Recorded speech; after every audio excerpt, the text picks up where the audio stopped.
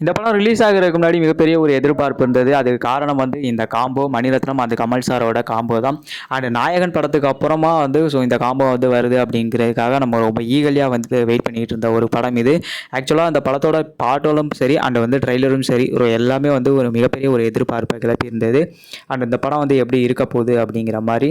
படத்தை பார்த்ததுக்கு அப்புறம் தான் வந்து தெரிஞ்சது. இந்த படத்தை ஏன்டா பார்த்தோம் அப்படிங்கிற ஒரு ரேஞ்சுக்கு ஆயிடுச்சு. ஏன்னா வந்து படத்தில் வந்து ஸ்டோரியை பற்றி சொல்லணுன்னா ஸ்டோரியே வந்து இல்லை, அதான் வந்து மெயின். அண்டு படத்தில் எது வீக்காக இருக்குன்னு கேட்டிங்கன்னா படமே வீக்காக தான் இருக்குது. ரைட்டிங் வைஸும் ரொம்ப வீக்காக இருக்குது. அண்டு மணிரத்னம் சார்ட்டு வந்து இப்படி ஒரு அவுட்புட்டை சத்தியமாக வந்து எதிர்பார்க்கல.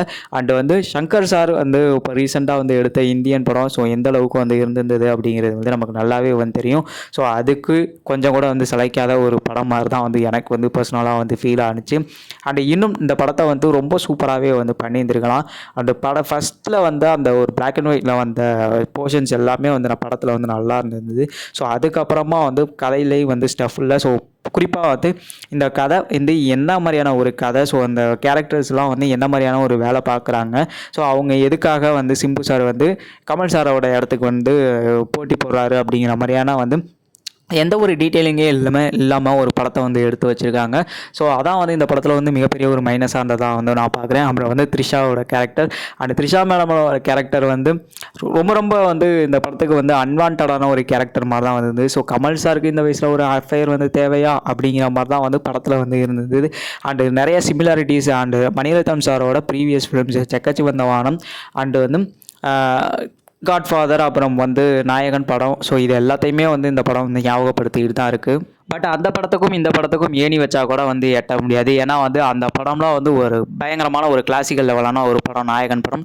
அதை மணிரத்னம் சாரே எடுக்கணும்னு நினச்சா கூட அந்த மாதிரி ஒரு படம் வந்து எடுக்கணும்னு நினச்சா கூட இனிமேல் வந்து ரீக்ரியேட் பண்ண முடியுமா அப்படிங்கிறது வந்து தெரியலை.